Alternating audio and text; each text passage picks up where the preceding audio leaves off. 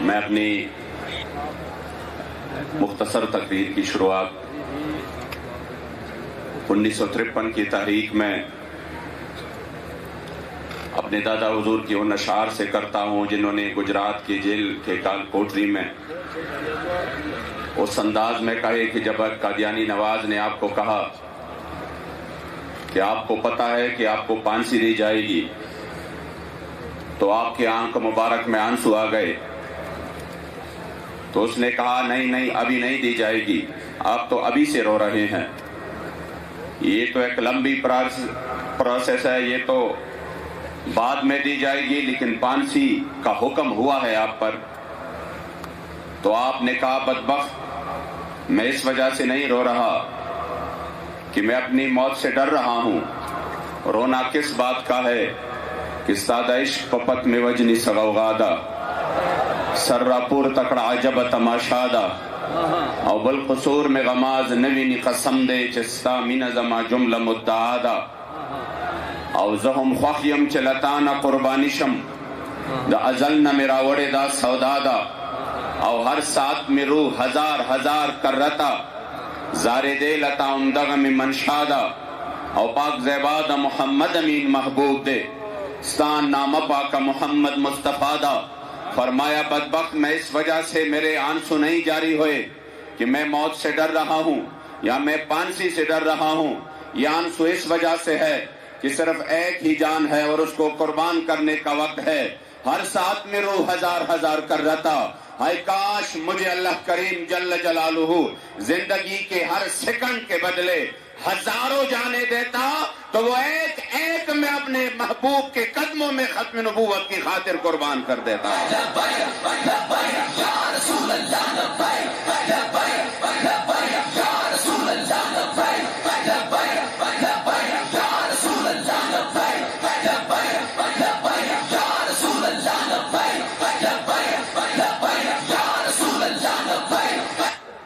اس لیے آج بھی آپ یقین کریں کہ یہ جو الحمدللہ بیداری آ چکی ہیں، کل امیر محترم ہمارے دلوں کی دھڑکن میرے قبلہ بابا جان رحمت اللہ تعالی علیہ ونور اللہ مرقدہ الشریف کے آپ کے عشق اور محبت اور آپ کے جذبہ عظیمت کے امین جب تشریف لائے پشاور تو پھر چشم فلک نے وہ نظارہ دیکھا کہ ہزاروں مشکلات اور تکالیف اور رکاوٹوں کے باوجود جس انداز سے حضور کے غلاموں نے قصہ خانی بازار یادگار شہداء میں آپ کا استقبال کیا اور کس انداز سے ادھر تاجدار ختم نبوت کانفرنس کا انعقاد ہوا، یقین کرے یہ وہ بیداری ہے۔ قبلہ شاہ صاحب حافظہ اللہ تشریف فرما ہے، میں شیخ پورا گیا، ادھر ایک شہید کے ہاں جو پروگرام تھا تو راستے میں میرے ساتھ ساتھی گاڑی میں بیٹھ گئے، انہوں نے مجھے بتایا کہ بابا جی کے آنے سے پہلے یہ باغمان میں ہماری حالت یہ تھی کہ ہم اس حد تک بھی ہمیں خبر نہیں تھی کہ ہمارے رشتہ داریاں بھی ان کے ساتھ ہوتی رہی، یعنی قادیانیوں کے ساتھ، کہ پھر اس کے بعد اللہ کریم نے ہمارے اوپر کرم فرمائے اور ہم نے قبلہ بابا جی کو سنا۔ یقین کرے ہم نے شاید یہ سمجھا ہے کہ کوئی ختم نبوت کا نعرہ لگائے یا ختم نبوت پہ تقریر کرے یا ختم نبوت پر کتابیں لکھے تو یہی خدمت ہے اور یہی سب کچھ ہے، بات ختم ہے۔ لیکن بابا جی جو بھی کام کرتے تھے وہ آگے کا، آپ یہ بھی بات کرتے تھے کہ حب الوطنی یہ نہیں ہے کہ آپ وطن سے محبت کریں، فرماتے تھے کامل حب الوطنی یہ ہے کہ وطن کے غداروں سے کامل نفرت بھی کرے۔ اس طرح ختم نبوت کے حوالے سے آپ نے صرف تاجدار ختم نبوت کا نعرہ نہیں دیا بلکہ اس کے ساتھ ساتھ جو قادیانیت کے حوالے سے آپ نے جس قسم کی بیداری اس قوم کو دی اور پھر جو کامل نفرت آپ سے ہم نے سنا، یہ ٹھیک ہے ہمارے امام اہل سنت نے یہ بات لکھ کے تھی کہ قادیانی کی اقوال جو ہے وہ انجس الابوال ہے، لیکن اس کی اگر ہم نے کہاں سے سنی ہے؟ بڑے جلسوں میں، مجمعوں میں میں یقین سے کہتا ہوں کہ اس سے پہلے قادیانیت کے حوالے سے اکثر ہم ٹی وی پر بھی سنتے تھے، لوگوں سے بھی سنتے تھے، وہ بڑے بے باک تھے، ان کو کوئی پرواہ نہیں تھا، وہ جب بھی کہتے تھے تو کہتے تھے احمدی مسلم کمیونٹی۔ لیکن جب سے بابا جی نے قوم کو یہ بیداری دی ہے، اب آئے کوئی نر کا بچہ اور اس طرح کہے، ان کو پتا ہے کہ سب رسمی طور پر تو آ سکتے ہیں، لیکن اگر حقیقت میں ہمارا گریبان پکڑ سکتا ہے، جس کا اقرار آپ کو فیضی صاحب نے بتایا، حکومت ایوانوں میں بیٹھ کر وزیروں نے بھی کی کہ اور آپ کے ساتھ شاید رسمی طور پر اختلاف کر سکتے ہیں، لیکن لبیک والے بابا جی کے وہ تربیت یافتہ غلام ہے کہ وہ یمامہ کی شہداء کی امین ہے، وہ آپ کے گریبان کو پکڑ کر آپ کو گھسیٹ کر نشان عبرت بنا دیں گے۔ یا رسول اللہ لبیک لبیک لبیک، یا رسول اللہ لبیک لبیک لبیک، یا رسول اللہ لبیک لبیک۔ خدا کی بابا جی کا اتنا بڑا احسان ہے اس قوم پر۔ اگر آپ کو یاد ہو تو کچھ سالوں پہلے کی وہ حالت 2016-17 کی تاریخ اٹھائیے، اس حالت تک یہ قوم پہنچے تھے کہ صرف میلاد النبی کے پوسٹرز پر بھی ہزاروں مقدمات درج ہوئے تھے، ہزاروں مقدمات، اور لوگوں کی آراس اور میلاد کی محافل پر بھی مقدمات تھے۔ اور مجھے وہ وقت بھی یاد ہے، میں پہلے یعنی وہ ایام تھے کہ میرے بابا جی کے ساتھ اللہ کریم نے مجھے یہ شرف بخشی۔ وہ ایام مجھے یاد ہے کہ جب میلاد کے اعلان پر بھی پرچہ ہوتا تھا، اور میلاد کے لیے ہمارے بندے ایک دو مہینے جا کر پھر وہ ادھر ذلیل ہوتے تھے، وہ NOC جاری نہیں کرتے۔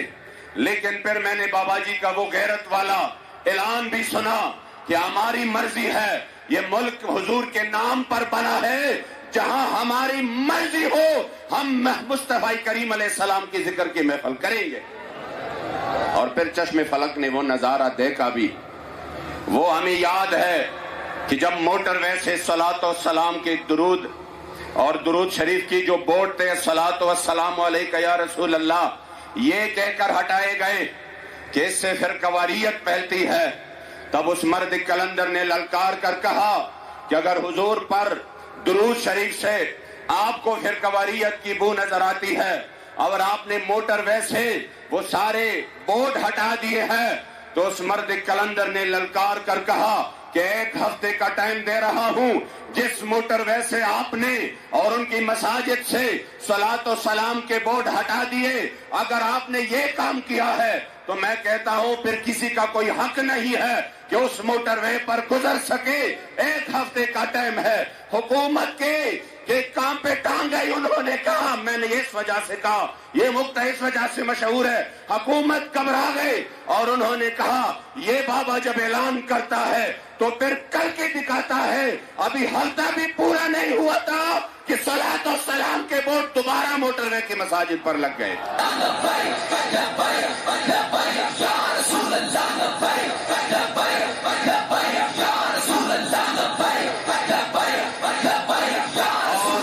اس کے بعد الحمدللہ سنیوں کو جو شان اور آن عطا کی ہے، میں اس وجہ سے نہیں کہہ رہا کہ کوئی اس کو کوئی اور سمت میں لے جائے، لیکن مجھے یاد پڑتا ہے کہ ہمارے ہاں یہ تھا کہ ایک طرف اگر ہمارے نظریاتی مخالف وہ جا کر ختم نبوت چوک نام رکھ لیتے، بھلا وہ میدان عمل میں تھے یا نہیں تھے،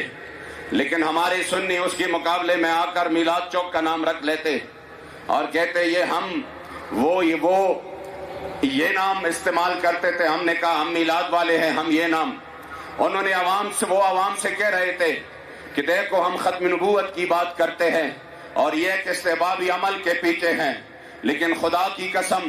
جب قبلہ امیر المجاہدین نے حضور کی ختم نبوت پر پہرا دیا، پھر میں نے اپنے خیبر پختونخوا میں سنا،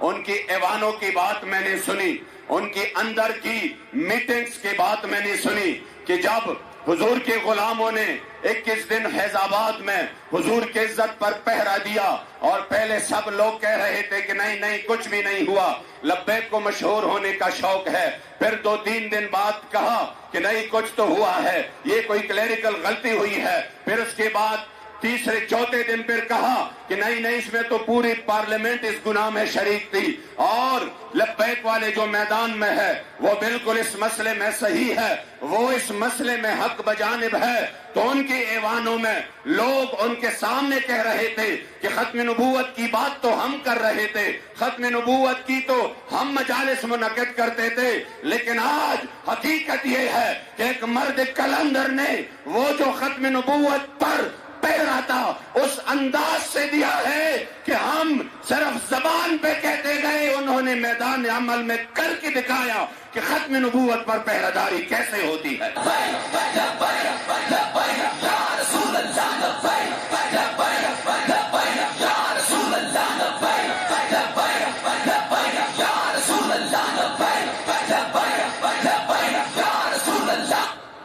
اور آج بھی الحمدللہ وہ غیرت کی جھلک، وہ عظیمت کی جھلک، شاید لوگ سمجھ رہے تھے ایک بابا جی کے جانے کے بعد وہ شوخی نہیں رہے گی، وہ جذبہ نہیں رہے گا، لیکن خدا کی قسم کہ جس انداز سے ہماری اس نوجوان قیادت نے بابا جی کے اس مشن کو زندہ رکھا، اور بر وقت جب بھی حضور کی عزت آبرو کے لیے بات کرنے کا اور کام کرنے کا موقع آیا، بغیر اس کے مجھے لوگوں نے کہا کہ یہ جو جسٹس فائز عیسیٰ کی جو کیس تھے اسی میں تو سب سے زیادہ جو کردار تھا وہ تو لبیک والوں نے، تو پھر لبیک والے کریڈٹ لینے میں کیوں اس طرح کرتے ہیں؟ میں نے کہا لبیک والوں کو کریڈٹ چاہیے تو وہ صرف مکینی گنبد خضرا سے چاہیے، خدا کی قسم ہمیں اور کریڈٹ کی ضرورت نہیں ہے۔ اگر اس در سے ایک نگاہ ناز مل جائے پخوگا خلد یوزل زمانم یاد کا، پخوگا خلد یوزل زمانم یاد کا، بیا بنش مصیبت کی زمارو۔ میرے جد امجد فرماتے یا رسول اللہ، اپنے خوبصورت اور شیرین زبان مبارک سے کبھی زندگی میں اگر ایک بار بھی میرا نام یاد آ جائے آپ کی زبان مبارک سے، پھر مجھے کسی چیز کی ضرورت نہیں ہے۔ بخوگا خلد یوزل زمانم یاد کا، پھر پوری دنیا مصیبتیں بن جائیں کوئی پرواہ نہیں، بخوگا خلد یوزل زمانم یاد کا، بیا بنشی مصیبت کی زمارو، اور زچتا پس پگر موخ کو جاڑم وی پلطف و لذت کی زمارو، اور پا قسم دل برا ستا وصل چنوی خوخ بنشی پا جنت کی زمارو، اور ماں محمد امین خوخ کرستا ماتم دے ندے خوخ پا سلطنت کی زمارو۔ ہمیں میڈیا نہ دکھائے پرواہ نہیں، ہماری اوپر پابندیاں ہو پرواہ نہیں، لیکن اگر ہمارے ایک عمل میرے کریم آقا کی بارگاہ میں قبول ہو جائے، خدا کی قسم دنیا بھی سنور جائے اور آخرت بھی سنور جائے۔